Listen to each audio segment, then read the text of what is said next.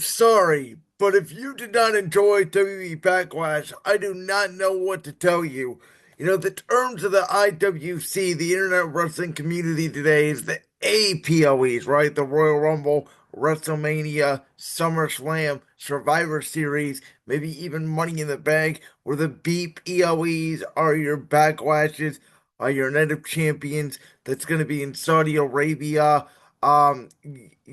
Maybe Crown Jewel this year coming to Perth, etc. And the general consensus is that the beep EOEs don't matter. But I gotta tell you something. When you just sit back and you think about it and you get sports entertained, the beep EOEs more often than not over deliver. And this show was incredible. It kicked off with a fatal four-way between LA Knight, yeah, Drew McIntyre, El Champion, Damian Priest, and of course the United States Champion. All gas, no brakes. Ooh, Jacob Fatu. And LA Knight, Jacob Fatu started brawling, and Damian Priest and Drew McIntyre started brawling, and Michael Cole and Wade Barrett brought up on commentary that Drew McIntyre and Damian Priest had a 14-month-long rivalry dating back really to WrestleMania 40 last year. And will that rivalry cost each other the championship? And going in, I said that, Damian Priest would screw Drew McIntyre out of the championship, which he did at one point. Of course, Drew McIntyre claymoring LA Knight, Damian Priest, taking out the official. But before that, we had a nice spot where, Jacob Fatu would take out LA Knight with a swanton bomb. Priest would hit LA Knight with a South of Heaven. Drew McIntyre would claymore Damian Priest. Damian Priest would fall onto LA Knight for the cover. I thought that was a nice spot. I thought everybody really got their stuff in. Of course, LA Knight delivered a BFT to Jacob Fatu at some point. Jacob Fatu, though, was able to kick out relatively quickly. McIntyre was able to stay in the matchup. And again, this match really picked up once Damian Priest pulled the referee out of the ring to screw Drew McIntyre out of the championship. They would end up battling out in the crowd. There was a moment where LA Knight would deliver the elbow drop to Jacob Fatu and then deliver a top rope elbow drop to the current United States champion, but to no avail. And then there was that scary moment where Damian Priest would deliver that South of Heaven choke slam from that platform through the table, which Drew McIntyre's head apparently missed the table, hit the concrete. Sometimes Drew McIntyre is okay. Fortunately, what a crazy spot that was. But while that was going on, LA Knight and Jacob Fatu would battle. LA Knight would place Jacob Fatu on the announce table, trying to put the monster away. But as he would go for the maneuver, Solo Sikoa would appear from the crowd. He would pull Jacob Fatu off the announce table. And then as LA Knight would go to attack Solo Sikoa, out came Jeff Cobb, the newest member of the Bloodline, to take out LA Knight. And Jacob Fatu was very hesitant because it is clear here that he was not in on the plan for Solo Sikoa to bring on Jeff Cobb. And Solo said the other night that, Tommy Tonga is injured and Tonga is injured, and that he's down soldiers, that he needs more members to add to his makeshift bloodline, if you will, the cosplay bloodline faction. And Jeff Cobb was there. Now, Jacob Fatu did not like it, but a hip attack in a corner to LA Knight to the moonsault. Ball game over. Jacob Fatu won the United States Championship, retained it. Everybody looked like $1 million in the match. And they are still planting seeds of a Jacob Fatu babyface turn here down the line, which will be an incredible pop because he's already getting huge babyface like reactions as a heel, which is a problem right now. I think you can make an argument WWE's biggest problem right now is heels that are getting cheered. Seth Rollins, Braun Breaker, Jacob Fatu, Dominic Mysterio, and even the last real champion. These are maybe the top five biggest heels in the company right now. And unlike BJ Ray for WWE LFG, they do not want to see that man get punched in the face. They are cheering these heels, but Jacob Fatu was such an incredible performer. I thought we were going to get the bloodline breakup before WrestleMania. We were going to get Fatu versus Solo Sikoa. I could very well see Jeff Cobb as he is this destructive force. They made him out to be the biggest free agent signing on the block right now. He could be the one to potentially take the United States Championship off of Jacob Fatu. That's how we eventually get to Fatu versus Solo. Because as they mentioned on commentary the other night, and also, well, Jacob Fatu, don't forget, he came out of jail ready to fight. That's how much of a monster this man has been. He is yet to be pinned or submitted in WWE. Then we had a match where these two ladies only had one other match of their careers at NXT Halloween Havoc in October 2023, when then NXT Women's Champion Becky Lynch lost her championship to the Nightwing herself, Lyra Valkyria. This time, Lyra Valkyria being the babyface. And once they lost their Women's Tag Team Championships on the night after WrestleMania, Becky Lynch, as we know, attacked Lyra Valkyria leading to this matchup. And I said going into it, that Lyra Valkyria has always been a great in-ring worker. It's why she was a good choice to be the first ever women's Intercontinental Champion. The problem I have had with Lyra is that her promos sometimes lack, and I think that earned Becky Lynch. Maybe it's because they're both from Dublin, Ireland. Maybe Becky Lynch wanted her to be the next Irish last kicker, if you will. But these ladies have tremendous chemistry, both in the ring wrestling and on promos. And Becky has really brought Lyra's shell out of her. And it really showed in this match, where the early story of this match was that Lyra was out wrestling the man, who, of course, hadn't out wrestled since the Monday after Memorial Day last year in a one-on-one match when she lost that steel cage match to Liv Morgan when it was the kiss all around the world when Dom first kissed Liv and turned on Rhea Ripley. Um, but then Becky, she would eventually get the upper hand, slamming Lyra into the ring post, and then she would flat out throw her up against the barricade where her fiance was there, and Becky was talking trash to Lyra's fiance, but Lyra would never give up. She would often go for the moonsault. She would miss. Becky Lynch would hit not one, but two manhandle slams. Lyra Valkyria would kick out of both with intensity, showing her fight. At the end of the day, with the referee distracted, Becky Lynch would decide to try to take the turnbuckle off, distracting the referee, and Lyra Valkyria would end up hitting the Nightwing on Becky Lynch, but because referee Jessica Carr was trying to put the turnbuckle back, she could not get back in time. It gave Becky Lynch a beat to kick out. There was a nice transition into an armbar from both ladies as Becky Lynch would try to for the disarmer. Lyra Valkyria would counter it into an armbar, which I really liked. Again, Becky would then get tired of Lyra. She'd go for a third manhandle slam where Lyra Valkyria would counter after getting poked in the eye, roll up Becky Lynch, and with her eye poked, 1, 2, 3, Lyra gets the victory, and then Becky Lynch ends up attacking her after putting her in the disarmer, where Adam Pearce and crew are trying to get her off, and Lyra or Becky, excuse me, would not flat out go. There was not a return here from Bayley, as I did predict. I did not think Bayley would show up here. This was the one this was actually one of the results that I got wrong on this show. I thought Becky Lynch would defeat Lyra Valkyria with the disarmer. I thought Becky Lynch would win the Intercontinental Championship. But with Becky Lynch's attack and with these two ladies having an incredible match, it sets up a rematch down the road, whether that's for Saturday night's main event in 2 weeks, whether it's for Money in the Bank, where I think Becky can then eventually take the championship off of Lyra. Kind of like Sami Zayn versus Braun Breaker at Money in the Bank, and then Braun Breaker ended up getting the championship at SummerSlam. I think Becky works a lot better as a heel to me than a sympathetic babyface. And again, Lyra coming out of her shell, this match had no business being as good as it was. Then we got the Intercontinental Championship between Dominic Mysterio and Penta. I'll be honest here, this one felt kind of flat for me. This was the worst match of the night for me. Crowd wasn't really into it. It kind of felt like the cool down match after those two matches were just incredible. I thought their match on the Raw after WrestleMania was better. At the end of the day, Dom's doing his heel thing, which again, Dom is getting cheered here at the beginning of the match. The crowd in St. Louis who add, for the record, by the way, some of the best signs I've seen, including a guy saying he sold his car for this seed. Some really good John Cena signs, including make Barbie 2 so John can go away again.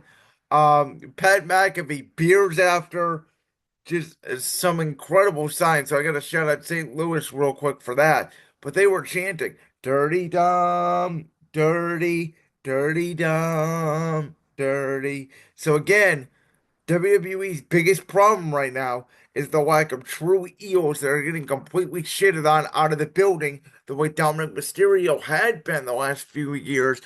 Maybe they use the New Day more as the World Tag Team Champions. They have better. I don't even know if they've defended the championships yet since winning them at WrestleMania. To come to think about it, they may be the most legitimate heels in terms of getting booed right now in WWE. But they did a spot where, the Judgment Day appeared. They tried to get physical with Penta, with Dominic distracting the official. Finn Balor decided he needed to go get a chair, though, before they attacked Penta. And when he went to go attack them, the referee threw them all out. Big pop from the crowd. Then Dominic Mysterio, or excuse me, Penta, excuse me, jumps over referee Eddie Orango, takes out Carlito and JD McDonough of the Judgment Day. Finn Balor, I believe, had already went to the back. That was a cool spot. And then Penta was gaining momentum, climbs to the top rope, and who comes out to screw him? El Grande Americano. And Michael Cole was saying El Grande Americano, Chad Gable, whatever the case may be, hits him with that metal in the protective mask. Dominic Mysterio, just like his real puppy, Eddie Guerrero with the 1, 2, 3 off the frog splash. And again, Dominic is still acting like a heel in this situation, which makes me wonder if WWE wants to do a babyface Finn Balor versus a heel Dominic when the turn of Judgment Day eventually happens. I get Liv Morgan's a heel, and I get Raquel and all of them as a heel, but Dom is getting babyface reactions. I think you do have to go with the dissension of Liv Morgan and Finn Balor, and maybe Liv and Raquel turn face and they align with Dom. I don't know. But I don't know how you're going to get this crowd right now to boo Dominic Mysterio because Penta is over in WWE and Dominic Mysterio was the more popular wrestler at Backlash.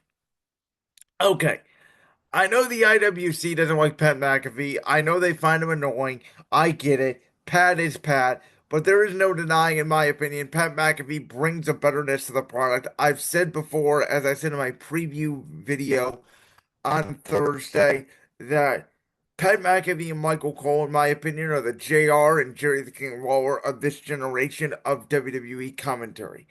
And so with that in mind, man, I enjoyed Pat versus Gunther. I enjoyed, the early lockup and then Gunther just beating down Pat and the story of McAfee just keep fighting and fighting and fighting. And Michael Cole saying just end the match and Gunther taunting Michael Cole. Um, there was a point where Pat ended up delivering some kicks to Gunther. Pat would deliver a punt-like kick to the back of Gunther. Gunther would no sell it, and then they would do a chop fest trade back and forth. Pat would even kick Gunther flesh in the teeth with a punt. Gunther would no sell that. Eventually, again, they turned it into a power bomb, but Gunther would not cover Pat McAfee. Michael Cole's losing his mind. Gunther's toying with him. Wade Barrett's telling Michael Cole to calm down. Gunther would let Pat McAfee in the Boston Crab, and this is where this match really turned because Michael Cole would get off his commentary desk, come to ringside, and encourage Pat to get to the ropes, which he eventually does. Then Gunther gets disgusted by Michael Cole. He pulls him into the ring. This is where Pat McAfee, as his comeback, delivers some big blows. Um, and then, of course, you have the moment where Michael Cole again scurries out to the ring. Gunther is in control. Pat McAfee. Gunther goes for the suplex on Pat. Michael Cole pulls Gunther's foot down and ends up holding him down. 1, 2. Gunther still shows his strength and kicks out. Then after that, a pissed off Gunther just locks in Pat McAfee in the sleeper hold. Pat tries to fight back. He eventually gets out of it, but Gunther would walk back in the sleeper hold. Pat McAfee does not tap out. He eventually does pass out. Gunther wins this match and actually shows a sign of respect to Pat McAfee and Michael Cole after the match. Listen, I know a lot of people don't like announcers being involved in wrestling. I know for whatever reason the IWC is starting to turn on gimmicky wrestling and saying that it's all Vince McMahon bullshit like back in the old WWE. I disagree, man. I think every time you get Pat McAfee in the ring, it's entertainment. I think anything Pat McAfee does is entertainment.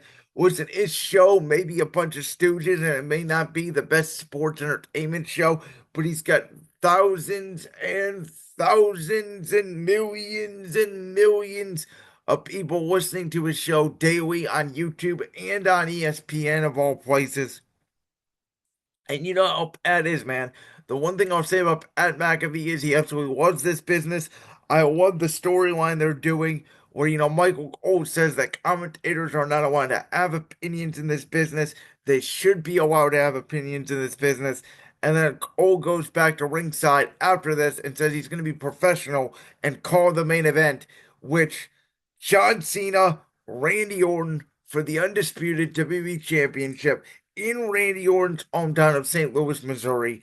My favorite part about this whole match, at least at the start, was that the entrances had no commentary from Michael Cole or Wade Barrett, who again I thought were fantastic all night long, just to let the crowd soak it in, with the crowd singing voices and then the crowd half chanting "Let's go Cena," the other chanting "Cena sucks." And even though Randy Orton's the hometown guy and everybody wanted to see Randy Orton win, it shows they do have respect for the 17-time world champion. The last real champion is here. And the one thing I liked about this match is again Randy Orton and John Cena. They faced each other. This would be the 11th time on pay-per-view. SummerSlam 2007, Unforgiven 2007, SummerSlam 2009, Breaking Point 2009, Hell in a Cell 2009, Bragging Rights 2009. You add TLC 2013. Royal Rumble 2014, um, Hell in a Cell 2014. And if I'm missing one, I apologize, but they were 5-5 against each other going into this match. And again, there was no feeling out process. They got after each other right away. Randy Orton, they made a good point on commentary. John Cena worked a very methodical style against Cody Rhodes at WrestleMania 41. Randy Orton worked a very methodical style. Maybe it threw Cena out of the blocks early. John Cena wanted the timeout early. It did not happen. Again, there were spots that we knew that was going to happen. There was the early spot where Cena went for the AA. Orton would end up hitting the RKO out of it. That's one of their classic spots. Cena in AA, Orton in an RKO. Cena would hit a five knuckle shovel and another AA. Orton would hit another RKO. The moment would turn though when John Cena would eventually knock out the official, and then Cena realizing the opportunity, he would go for it. Went to hit Randy Orton with the championship. Obviously, Orton counters into another RKO, but Randy Orton knew the official was there, which is a good point that everybody usually jumps on the cover. Orton did not. Eventually, Orton would end up hitting John Cena with an AA through the announce table, and then he'd hit him with another AA through a regular table. Another referee would come down to the ring. Cena would kick out. Then the second official would get knocked down. And again, Orton was in control. He'd go for the punt kick all night long. He would go for the punt kick again on Cena. But this was after Adam Pearce Nick Aldis and company would come down to the ring. Orton would RKO Nick Aldis after realizing there's no official. He had like 6 RKOs on John Cena and a couple attitude adjustments, including one off the vintage Cena shoulder block tackles, which I thought was absolutely sick. Orton would take out Jamie Noble and Nick Aldis and all the other security guards. He'd go for the punt kick again. R-Truth would end up stopping Randy Orton because, of course, that's childhood hero John Cena. Randy would end up RKOing R-Truth, but then a championship belt to the head of Orton.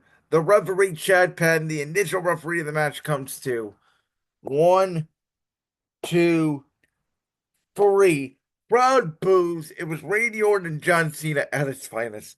John Cena retains the Undisputed Championship, and then he ends the night by saying he needs real competition.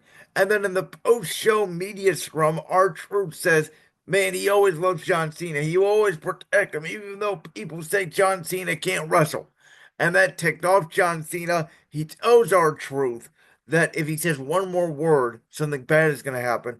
And R-Truth says something like John, and John just picks him up, AAs him through that press conference table to end the press conference.